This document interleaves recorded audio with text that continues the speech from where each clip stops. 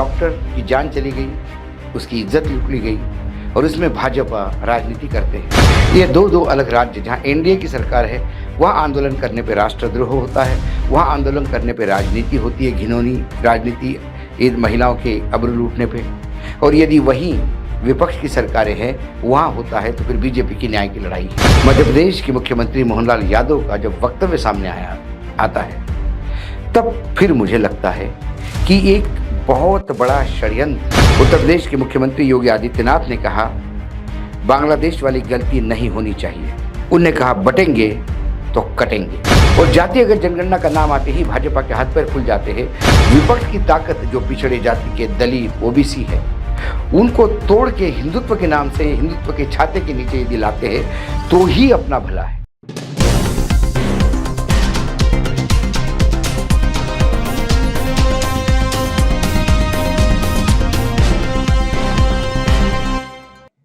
एकाएक हमारे कई बड़े बीजेपी के नेताओं के बातचीत का टोन बदल गया और जो हिंसा आज कोलकाता में हुई वो हार्डकोर हिंदुत्व इस समाज पे लादने का एक प्रयास है, ऐसा मैं मानता हूं। क्योंकि जो कांड वहां हुआ है वो घिनौना है, उसका निंदनीय है। पुलिस ने आरोपी को पकड़ा है, हाई कोर्ट ने मामला सीबीआई को दिया है, सीबीआई इन्वेस्टिगेट कर रहा है। ये सब होते हुए भी ममता में इस्तीफा देना चाहिए। ये जो स्टूडेंट मूवमेंट चलाया गया उस स्टूडेंट मूवमेंट को पीछे से संघ और भाजपा ने दोनों हाथ खोल के समर्थन दिया। कई एविडेंसेस है जो बंगाल पुलिस बता रही है कि जहां वीडियोस है कि बीजेपी के नेता अलग अलग जिलों से 24 परगना हो गया, हावड़ा हो गया या हुबली हो गया,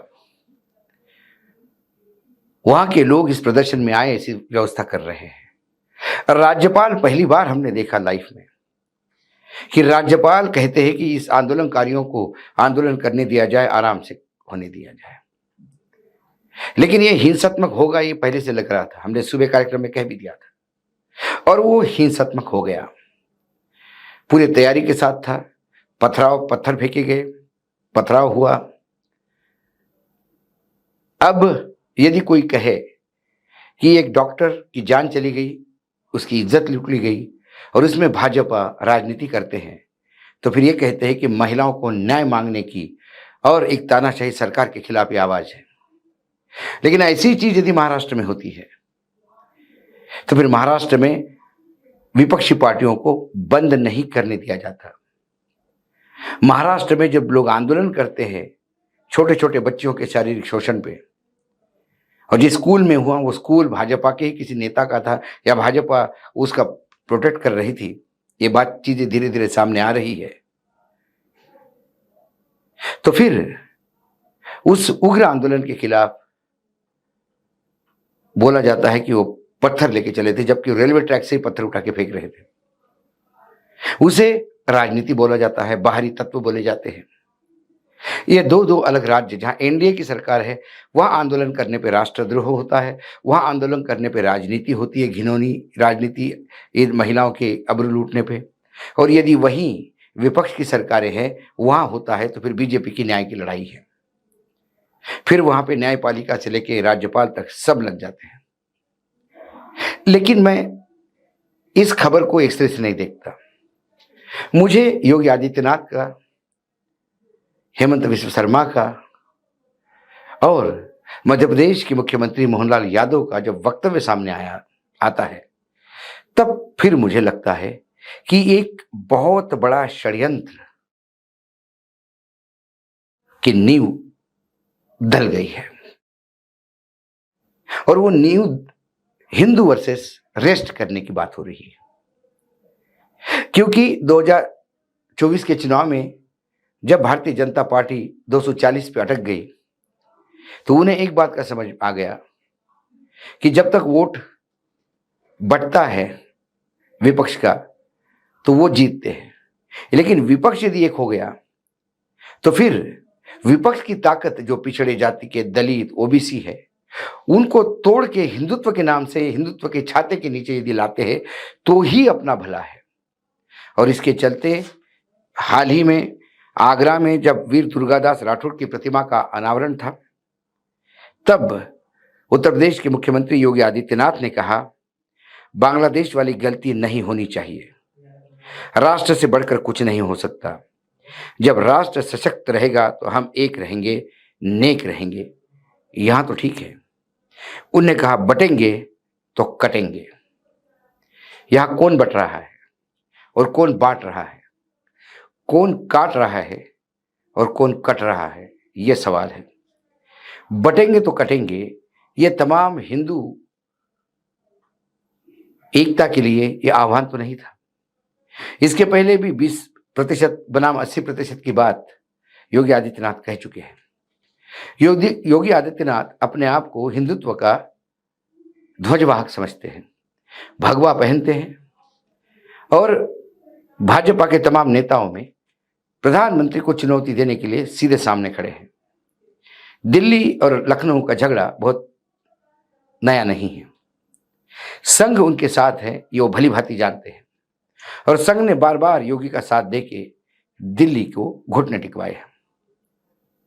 ऐसे में जब राहुल गांधी एक तरफ लगातार जातीय जनगणना की बात करते हैं और जिसकी जितनी ताकत है उतनी भागीदारी होनी चाहिए सत्ता में, और कौन कितना है यह देखने के लिए जातिगत जनगणना बहुत जरूरी है। और जातीयगत जनगणना का नाम आते ही भाजपा के हाथ पैर फूल जाते हैं, क्योंकि जातीयगत जनगणना आते ही हिंदुत्व के छाते के नीचे तमाम लोगों को जो इकट्ठा करने का प्रयास है वो खत्म हो जाएगा, क्योंकि सबको पता पड़ जाएगा कि हमारा परसेंटेज क्या है इस लोक संख्या में और हमें मिल क्या रहा है। इसलिए जब संविधान बदलने की बात हुई, जब आरक्षण खत्म होने की बात की, तो पूरा पिछड़ा वर्ग ओबीसी खुल के विपक्ष के साथ आया और बीजेपी यूपी में औंधे मुंह गिर गई, महाराष्ट्र में औंधे मुंह गिर गई। यह नरेशन नहीं था, यह बीजेपी का मानस था। क्योंकि सत्ता में आने के बाद भी और सत्ता बैसाखियों पे होने के बाद भी बीजेपी ने फिर लैटरल एंट्री से रिजर्वेशन खत्म कर आईएएस अधिकारियों में जो रिजर्वेशन मिलता है उसे खत्म करने का प्रयास किया और 45 जगह पे अपॉइंटमेंट का ऑर्डर हुआ। लेकिन फिर लोगों का विरोध देखते हुए, खास एनडीए गठबंधन का विरोध देखते हुए वो चुप हुए। ये रेखांकित करता है कि इनकी जो मनीषा है वो बार बार कहीं ना कहीं से निकलती है। तो फिर इस हिंदुत्व को इकट्ठा करने के लिए योगी आदित्यनाथ ने बटेंगे तो कटेंगे ये बात कही। या कौन किसको काट रहा है? वह अल्पसंख्यक हिंदू थे। जब दंगे होते हैं तो अक्सर अल्पसंख्यकों पे भी हमले होते हैं, और ये हमले सिर्फ बांग्लादेश में नहीं हुए, कनाडा में भी हुए, ये यूके में भी हुए, ये अमेरिका में भी मंदिरों पे हमले हुए। तो दंगे को हमेशा उस एंगल से यदि आप देखेंगे तो दंगाइयों को कोई मंदिर से बेर नहीं होता, लेकिन उन्हें लूटने के लिए जगह चाहिए होती है। और मंदिरों में धन होता है, मंदिरों में सोने की मूर्तियां होती है, मंदिरों में बहुत कुछ होता है। तो अक्सर हमने हमारे देश के ऊपर जब भी आक्रांता हुए तो सोमनाथ का मंदिर कितनी बार लूटा है सबने देखा। तो बांग्लादेश की स्थिति यहां क्यों होगी? यहां कौन सा मुसलमान उग्रवादी, 20% लोग कितने उग्रवादी होके देश पे कब्जा करेंगे? यहां तो 80% हिंसक होके 20% का कब ग्रास कर लेंगे या उनको कब खत्म कर देंगे पता भी नहीं पड़ेगा। तो योगी आदित्यनाथ की बात कि बटेंगे तो कटेंगे और बार बार बांग्लादेश की ओर इंगित करना, हालांकि अखिलेश जी ने उसके ऊपर ट्वीट करके कहा भी कि भाई बांग्लादेश का मामला है, आप मुख्यमंत्री है, स्वयं को अभी से प्रधानमंत्री मानना बंद कर दीजिए, विदेश नीति पे केंद्र सरकार को बोलने दीजिए। लेकिन ये सारा डर जो है कि जातिगत जनगणना के नाम से जो राहुल इनके पैरों के नीचे के आसन खींच ले गए, उसको संभालने के लिए ये फिर हिंदुत्व का मतलब माइनॉरिटी का डर दिखा के हिंदुत्व को एक करने का प्रयास करते हैं। उसी तारतम्य में ये वक्तव्य था, बटेंगे तो कटेंगे। अब दूसरा वक्तव्य देख लीजिएगा। जन्माष्टमी के पर्व पे मध्य प्रदेश के मुख्यमंत्री मोहन यादव जी, इन्होंने कहा जो लोग भारत में रहना चाहते हैं उन्हें हिंदू भगवान राम और कृष्ण की जय कहना होगा। नागरिक अपने अपने धर्म को, देखिए कैसी बातें बोलते भी हैं और डरते भी हैं। आगे वो कहते हैं कि नागरिक अपने अपने धर्म को पालन करने के लिए आजाद है। तो मुस्लिम धर्म का आदमी जय जय कृष्ण और जय राम क्यों बोलेगा जब उसका धर्म राम और कृष्ण को नहीं मानता? क्रिश्चियन या सिख या जैन क्यों कहेगा? बौद्ध क्यों कहेगा? फिर आगे वो कहते हैं कि लेकिन उन्हें देशभक्त होना चाहिए। देश में रहने के लिए राम कृष्ण की जय कहना होगा। यहां का खाता है और कहीं और का बजाता है, यह नहीं चलेगा। मध्य प्रदेश की भूमि पर रहने वाला आदमी कौन बाहर का बजाता है? मध्य प्रदेश की भूमि पर कितने बाहरी हैं? और ये बाहर के तत्व यदि है, बाहर का बजाता है तो वो राष्ट्रद्रोह का मामला है। तो फिर आपकी सरकार क्या कर रही है? आप एक संवैधानिक पद पर बैठे हुए व्यक्ति, इस देश में रहना होगा तो रामकृष्ण की जय कहना होगा, ऐसा वक्तव्य देकर आप फिर अल्पसंख्यकों के अलग कर उन पर अपना धर्म थोपने की बात करते हैं। यदि दूसरी तरफ आप कहते हैं कि आपको अपना धर्म पालने की आजादी है और उसके धर्म में श्री कृष्ण और राम नहीं है, तो फिर आप किस मुंह से कह रहे हैं कि यहां रहना हो तो रामकृष्ण की जय बोलना होगा? एक तरफ आप की कार्यवाही नहीं होकर के एक टोकनिज्म के नाम पे एक वाक्य बोलते हैं, लेकिन आपकी मनीषा जो है वो उसमें से झलकती है, क्योंकि आपको भी डर है राहुल गांधी के जातिगत जनगणना का। यदि जातिगत जनगणना बाहर आई तो ये जो 29 के 29 आपको मिले वो नहीं मिलेंगे। ये मोहन यादव जानते हैं। इसलिए मध्य प्रदेश जैसे राज्य पे भी राम कृष्ण और जय राम और कृष्ण के नाम के बगैर आप रह नहीं सकते, ऐसी बात एक संवैधानिक पद पे बैठे हुए मुख्यमंत्री कहते हैं। यह संविधान की अवहेलना है। वो संविधान की शपथ लेकर मुख्यमंत्री बने थे। इसीलिए हम कहते हैं कि संविधान और बीजेपी ये कभी साथ नहीं जा सकता। भारतीय जनता पार्टी बार बार कहती है कि हम संविधान की रक्षा करते हैं, लेकिन संविधान को जहां उनको जगह मिले वहां संविधान को पैरों के नीचे रगड़ने से बाज नहीं आते। अब चलिए आसाम। अब ये तीनों मुख्यमंत्री में रेस लगी हुई है कि हिंदुत्व का सबसे बड़ा झंडा किसके हाथ में होगा। हेमंत बिस्वा शर्मा मंगलवार को विधानसभा में उन्होंने मुसलमानों को लेके कहा कि वह पक्षपात करेंगे। मियां मुसलमान को आसाम पर कब्जा नहीं करने देंगे। विपक्ष ने आरोप लगाया कि आप पक्षपात करते हैं, तो उन्होंने कहा कि हाँ, मैं पक्षपात करूंगा, आप मेरा क्या कर सकते हैं। लोअर आसाम के लोग अपर आसाम क्यों जाएंगे ताकि मियां मुसलमान आसाम पर कब्जा कर लेंगे। मुझे ये नहीं समझ में आता कि आसाम पे मुसलमानों ने कब्जा कब कर लिया। यदि आसाम में मुसलमानों की एक जनसंख्या ज्यादा है लेकिन हिंदुओं से फिर भी कम है, ऐसे में कोई भी मुख्यमंत्री जो संविधान की शपथ लेके सत्ता में बैठा है और सभी लोग पूरे आसाम की जनता का वो मुख्यमंत्री है, वो कैसा कह सकता है कि मैं पक्षपात करूंगा, जबकि शपथ निष्पक्षता के लिए है। जो आदमी अपनी ली हुई शपथ पे भी टिक नहीं सकता, उस इंसान का क्या कर सकते हैं। न्यायपालिका मौन है, संविधान पैरों के तले रौंदे जा रहा है और आसाम का मुख्यमंत्री कहता है कि हाँ, मैं पक्षपात करूंगा। यह पहला राज्य होगा जहां कोई मुख्यमंत्री कहता है कि हम मेरे ही राज्य के एक हिस्से के लोग दूसरे हिस्से में नहीं लड़ा सकते, जबकि पूरे देश में कोई भी व्यक्ति भारत का नागरिक कहीं भी जा सकता है।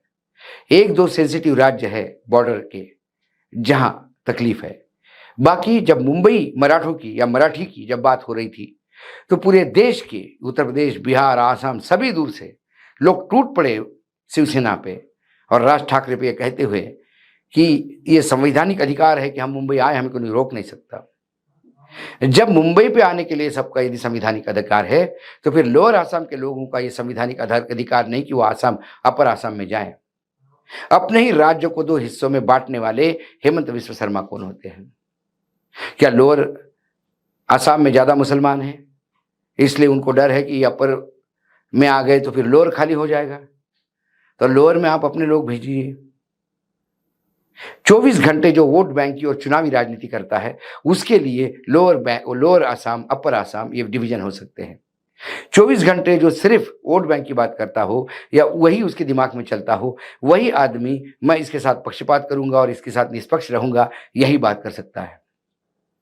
24 घंटे बात करने वाले शुभेंदु अधिकारी ने कहा था कि सबका साथ विकास छोड़ दीजिए, जिनने हमको वोट दिया हम उन्हीं का साथ देंगे, उन्हीं का विकास करेंगे।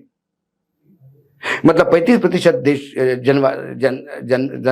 जनमत यदि मिला है भाजपा को, तो बाकी 65% के खिलाफ केंद्र सरकार काम करेगी। क्या हम ये माने? यदि शुभेंदु अधिकारी के शब्द माने तो ये तमाम वक्तव्य जब एक सिर से देखता हूं, एक ही बात समझ में आती है कि ये लोग एक शख्स जिसको ये पहले पप्पू कहा करते थे, उससे इतने डर गए हैं कि उसके मुंह से जातीय जनगणना जैसा शब्द निकलता है, ये हिंदुत्व का छाता लेके पूरे देश में, अपने अपने प्रदेश में घूमने लगते हैं और अल्पसंख्यकों को डर दिखाकर हिंदू को इकट्ठा करना चाहते हैं, जो हिंदू इनके कहने में नहीं आ रहा है। सबसे बड़ा प्रॉब्लम ये है। इसलिए रोज इनको कभी बुलडोजर तो कभी क्या ये नए नए नुस्खे अपनाकर ये उग्रता का प्रदर्शन करना होता है। यहां मध्य प्रदेश में श्री कृष्ण और जय राम की जय बोलने की कंपल्शन आदेश है ऊपर से, वहां बटेंगे तो कटेंगे सीधे धमकी है, और वहां मुख्यमंत्री कहता है कि मैं पक्षपात करूंगा, तुम क्या कर सकते हो? ऐसे पागल, मैं पागल ही कह सकता हूं, ऐसे लोकतंत्र के खिलाफ बात करने वाले नेता को जनता ही अपनी औकात दिखाती है। ऐसा ही मद और अहंकार 2014 और 19 के चुनाव के बाद था। 2024 ने उस अहंकारी को जमीन पर लाके रखा और बैसाखियों पे लाके रखा। लेकिन दूसरों से कोई सीखे, इतने बुद्धिमान तो ये है ही नहीं, क्योंकि ये अनपढ़ भी नहीं, पढ़े लिखे भी नहीं, ये कुपढ़ों की जमात है।